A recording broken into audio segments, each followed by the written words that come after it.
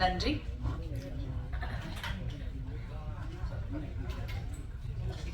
இறை நம்பிக்கை ஒருவருக்கு ஒருவித பாதுகாப்பையும் நம்பிக்கையும் அளிக்கிறது. மகேஸ்வரன் மகிமை படம் இறைவனுக்கும் மனிதனுக்குமான ஒரு உரையாடல் என்று சொல்லலாம். இந்த படத்தின் டெக்னிக்கல் சப்போர்ட்டாக இருந்த சிதம்பரம் அவர்களை இப்போது வரவேற்புரை வழங்க அன்புடன் அழைக்கிறோம். அவள் அப்படித்தான் 2 படத்தை இயக்கியவர் இவர்.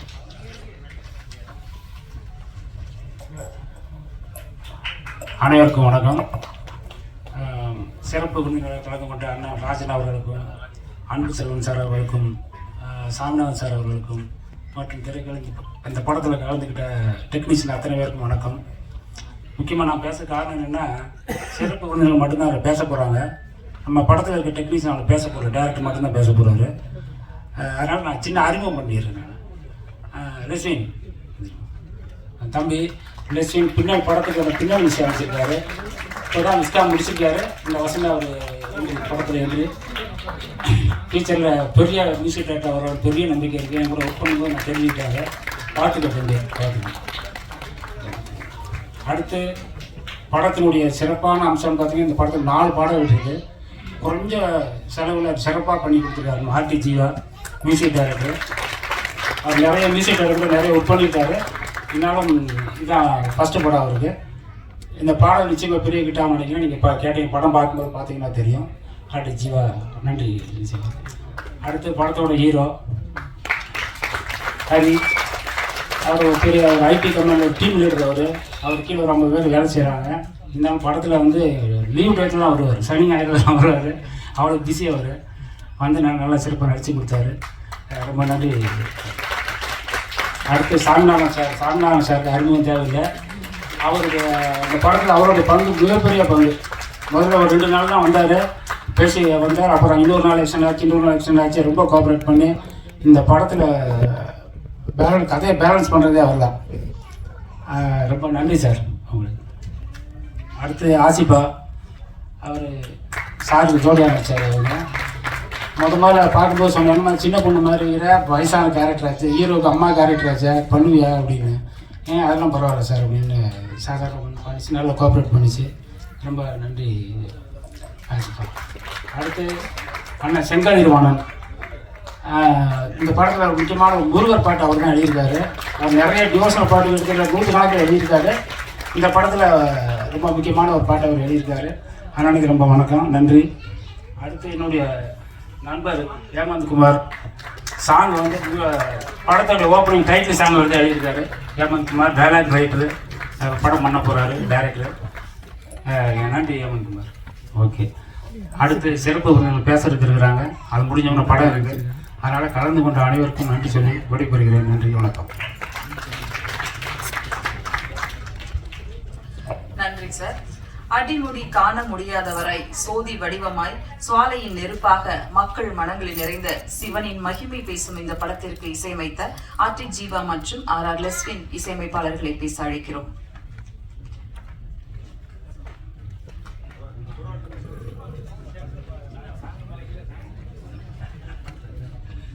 அனைவருக்கும் வணக்கம். இந்த படத்தை நல்லா சிறப்பாக வந்து வேலை செஞ்சு நமக்கு கொண்டு வந்திருக்காரு நம்ம டைரக்டர் சிதம்பரம் சார் மற்றும் ப்ரொடியூசர் சார். எல்லாம் சேர்ந்து ஒர்க் பண்ணியிருக்காங்க. எங்களுக்கு நல்ல ஒத்துழைப்பு கொடுத்தாங்க. நல்ல ஃப்ரீயாக விட்டு நல்லா ஒர்க் பண்ணுங்க அப்படின்னு கொடுத்தாங்க. நல்லா ஒர்க் பண்ணியிருக்கோம். எங்களால் முடிஞ்ச அளவுக்கு ஒர்க் பண்ணியிருக்கோம். அது நல்லபடியாக வரும்னு நினைக்கிறோம். எல்லாருக்கும் நன்றி, வணக்கம். அடுத்து நாம் பேச அழைக்கிறோம்.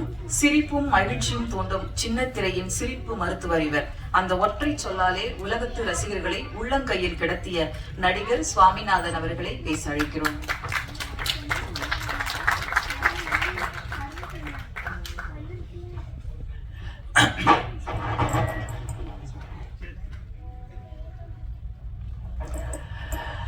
இங்கு வந்திருக்கும் ஊடக நண்பர்கள், பத்திரிகை நண்பர்கள் அனைவருக்கும் முதற்க நன்றி.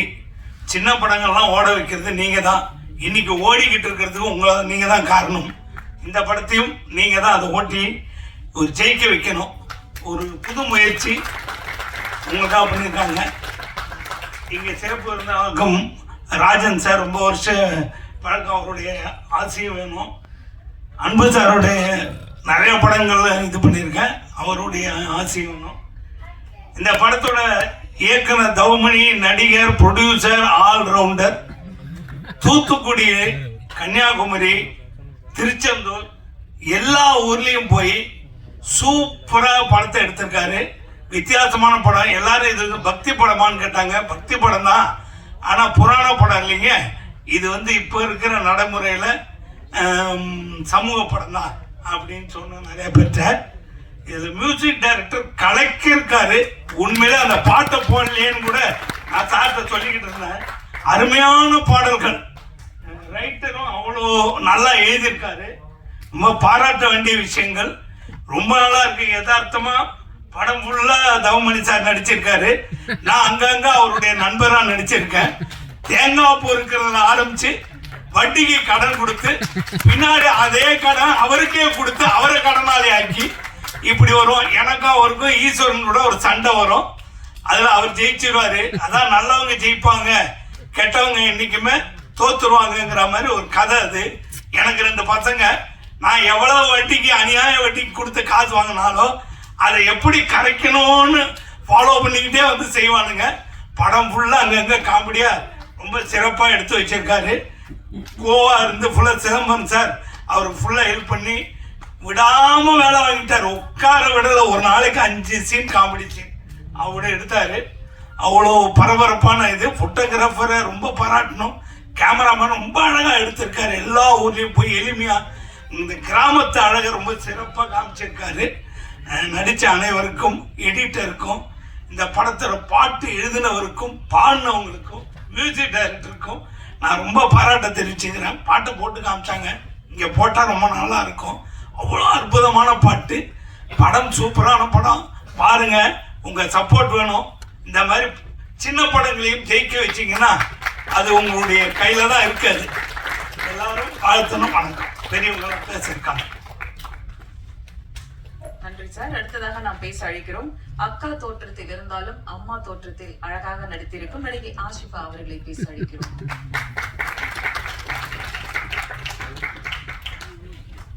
எல்லாருக்கும் இனிய மாலை வணக்கம். நான் என்னோட name Ashifa, native Kanyakumari. So இப்போ சென்னையில் தான் இருக்கேன். Director Chidambaram sir actually audition கூப்பிட்டு இருந்தாரு. அங்கே போகும்போது அம்மா நீ அம்மா கேரக்டரில் நடிக்கணும் ஓகேவா அப்படின்னு கேட்டார். ஓகே சார், அது ஒன்றும் பிரச்சனை இல்லை, பண்ணிடலாம் அப்படின்னேன். ஓ சாமி படம் உனக்கு ஓகேவான்னாரு. ஓகே அப்படின்னு சொல்லிட்டு கன்னியாகுமரி அப்புறம் திருச்செந்தூர் அந்த சைட்லலாம் ஷூட் பண்ணாங்க. ரொம்ப நல்லா எடுத்திருக்காங்கன்னு நம்புகிறேன். மீன்ஸ் நான் நல்லா நடிச்சிருக்கேன்னு நம்புகிறேன். நீங்கள் அவங்களோட கமெண்ட்ஸ் எல்லாம் அப்புறம் நடிச்சு முடிச்சதுக்கு அப்புறமா சொல்லுங்க. மீன்ஸ் இங்கே ப்ரிவியூ ஷோ போட்டதுக்கு அப்புறமா சொல்லுங்க. எனக்கு இந்த படத்துல வாய்ப்பளித்த டைரக்டர் தவமணி சார், அவர் தான் ப்ரொடியூசர். அவரோட ஒய்ஃப் கேரக்டர்ல தான் நான் நடிச்சிருக்கேன். எனக்கு படத்துல வாய்ப்பளித்ததுக்கு ரொம்ப நன்றி சார்.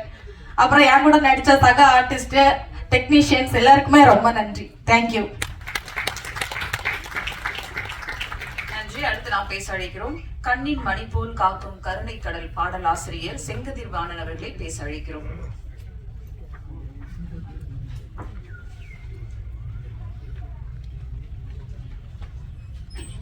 அனைவருக்கும் வணக்கம். மேடையில் அமர்ந்திருக்கும் திரைப்பட ஜாம்பவான்களுக்கும் அரங்கத்தில் அமர்ந்திருக்கும் அனைவருக்கும் என்னுடைய பணிவான வணக்கம். இந்த படத்தில் நான் ஒரு பாட்டு பண்ணியிருக்கேன், முருகர் சம்பந்த பாட்டு. நல்லா வந்திருக்கு. 4 பாட்டு பண்ணியிருக்கோம், 4மே நல்லா வந்திருக்கு. இந்த திரைப்படம் நல்ல முறையில் திரைக்கு மக்களுடைய ஆதரவை ஊடகங்கள், பத்திரிகைகளும் கொண்டு வந்து செல்லணும்னு பணிவோடு கேட்டுக்கிறேன். நன்றி, வணக்கம். நன்றி சார். அடுத்ததாக நாம் பேச அழைக்கிறோம். ஆழ்மனதில் எப்போதும் ஒரு கனவு, ஒரு தொலைநோக்கு பார்வை, மற்றவர்களை மகிழ்ச்சியுடன் வைத்திருப்பது என்று எப்போதும் ஆர்வம் குறையாமல் நம்பிக்கையுடன் செயல்பட்டு வரும் ஐடி நபர், இப்போது நடிகராக மாறியுள்ள ஹரிஹரன் அவர்களை பேச அழைக்கிறோம்.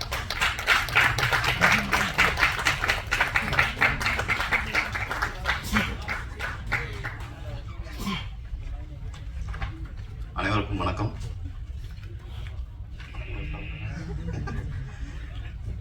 முதல் படம் அப்பா என்னோட விருப்பத்தை கேட்டாங்க. எனக்கும் ஒரு பக்கம் விருப்பம் இருந்ததுனால சரின்னு ஒத்துக்கிட்டோம். மற்றபடி இந்த குழுவின் ஆதரவுடன் அவர்களின் வழிகாட்டுதல் படி எல்லாமே நல்லபடியாக நடந்து முடிஞ்சது. இப்போ ரிலீஸ்க்கு வந்திருக்குது. ஸ்கிரிப்ட் கூட எல்லாமே இப்போ உங்க முன்னால் பேச விட்டாங்க. தேங்க்ஸ். நன்றி.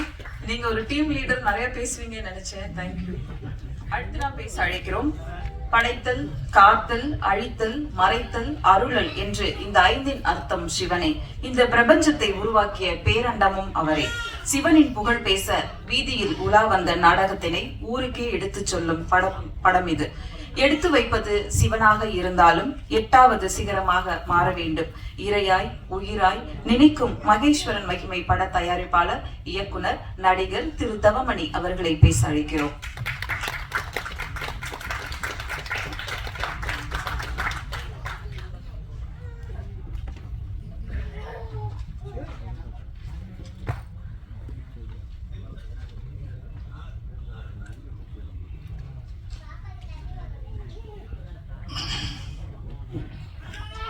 அருள்மிகு உவரி பிரம்மசக்தி அம்பாள் திரைப்பட தயாரிப்பு நிறுவனம் என்ற ஒரு அமைப்பை நிறுவி அதன் மூலமாக இந்த மகேஸ்வரன் மகிமை என்ற திரைப்படத்தை எடுக்க வேண்டும் என்று ஒரு முடிவு செய்து ஒரு லெட்டர் பிளேட் அடித்து, நான் பேசணும், நிறைய பேசணும், இருந்தாலும் அந்த அம்மா பேரை சொல்லிட்டு 4 லைன். நான் என் வாழ்க்கையில் ஒரு படம் எடுப்பேன். இவங்க இந்த ராஜன் சாரு, இந்த அன்பு செல்வன் சாரெல்லாம் நான் பார்ப்பேன். அவங்க முன்னாடி நின்று பேசுறதுக்கு எனக்கு இன்னைக்கு ஒரு ரைட்டு கிடைச்சிருக்கு. அதே அந்த சிவனோட அருள் தான். இல்லைன்னா நான் அந்த மேடையில் வரவே முடியாது. எந்த காரணம் கொண்டு வர முடியாது. அது ஒரு சக்தி, அந்த பிரம்ம சக்தி.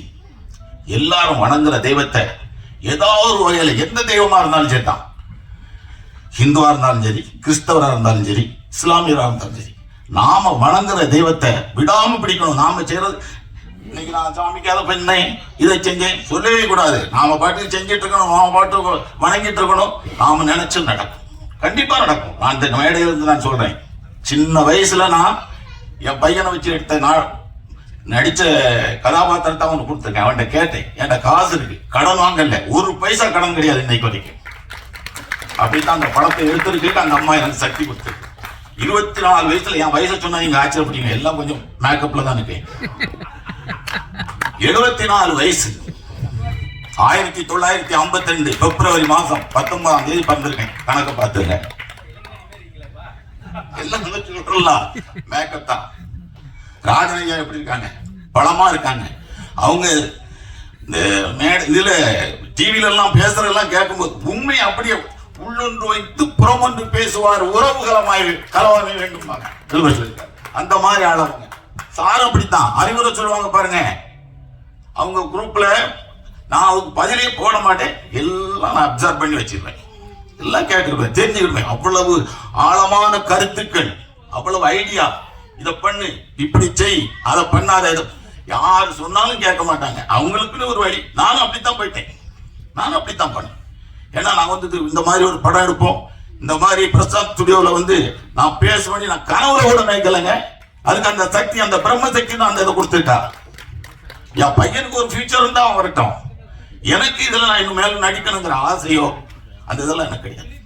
ஆனா ஒரு படம் எடுக்கணும், அது பக்தி படமா இருக்கணும். நான் நடிச்சிருந்தேன், அதுல பாராட்டு கிடைச்சது எனக்கு. 2 கேரக்டர்ல இன்னைக்கு நான் நடிச்சிருக்கேன், அன்றைக்கு நடிச்சிருக்கேன். 24 வயசுல நான் இதே தகப்பனார் கேரக்டர் நடிச்சேன். 31 வயசுல 25 வயசு பையனா நடித்தேன். இப்ப 74 வயசுல 45 வயசு மனிதனா நடிச்சிருக்கேன். இது நடிப்பு. சினிமாங்கிற உலகத்தை வச்சு முழுமையா பேசுறதுக்கு எனக்கு ரைட்டே கிடையாது. ஏன்னா நான் அனுபவசாலியோ, அதுல எனக்கு ஒண்ணுமே ஏது தெரியாது, இசட்டும் தெரியாது. ஏற்று இசட்டு தெரிஞ்சவங்களா இருக்காங்க, பெரிய பெரிய ஆட்கள் இருக்காங்க. ராஜன் சார் எவ்வளவு பெரிய ஆளு, எத்தனை படம் தயாரிச்சிருக்காங்க, எல்லா நடிகரும் அவங்களுக்கு தெரியும். நான் இன்னைக்கு இந்த மேடையில அவங்க முன்னாடி பேசுறதுக்கு எனக்கு ஒரு வாய்ப்பு கிடைச்சது. அந்த பிரம்மசக்தி அம்மாளுக்கும் அந்த சிவபெருமானுக்கு தான் நான் நினைச்சேன். இப்படி நான் ஒரு மேடையில என்ன பேசுவேன் நான் எதிர்பார்க்கவும் இல்லை. அந்த ஒரு சூழ்நிலையை உருவாக்கி கொடுத்தது அந்த தெய்வங்கள் தான். ஆனா கோயிலுக்கு நிறைய செஞ்சிருக்கேன், நிறைய போவேன். என் குடும்பங்களுக்கு தெரியும், என்ன சார்ந்தவர்களுக்கு தெரியும். அதை நான் என்ன ஒண்ணு சொல்றதுக்கு நான் விரும்புவேன். நீங்களும் அதே மாதிரி பக்தியா எந்த தெய்வமா இருக்கட்டும், ஒரு கல்லை வச்சு கொடுத்தா என்ன 1000 பேர் நாத்திகம் பேசுவான். நம்ம ஆத்திரம் பின்னாடி கூட புடிங்க, ஒரே படி வெற்றி கிடைக்கும். ஏதாவது ஒரு வழியில.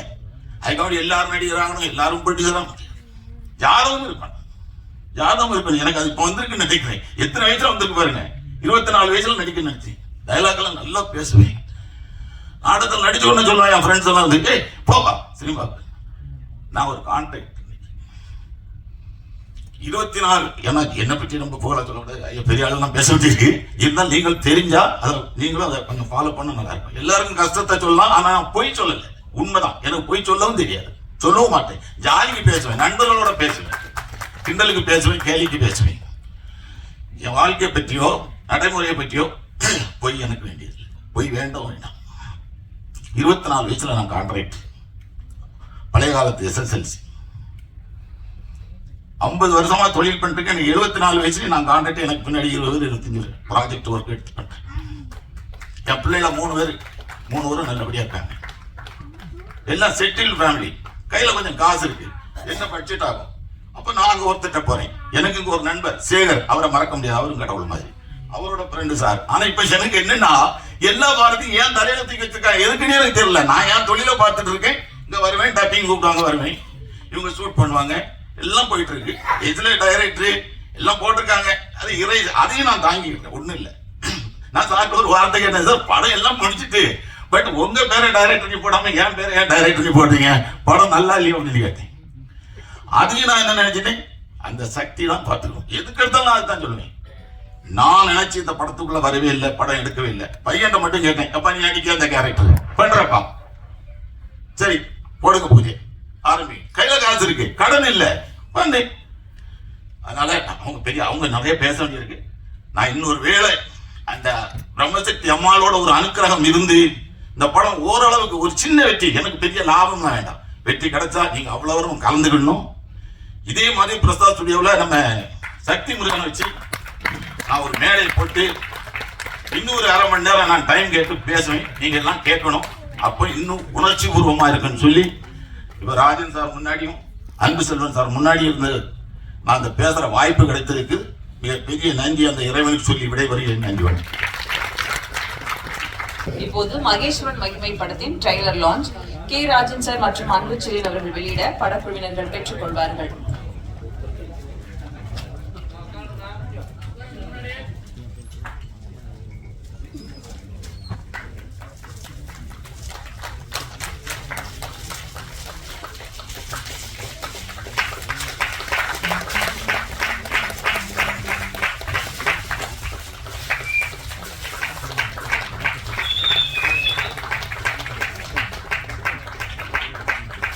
ட்ரெய்லர் லான்ச் விழாவிற்கு பங்கிருந்து சிறப்பு செய்த அனைவருக்கும் எங்கள் அன்பும் நன்றியும்.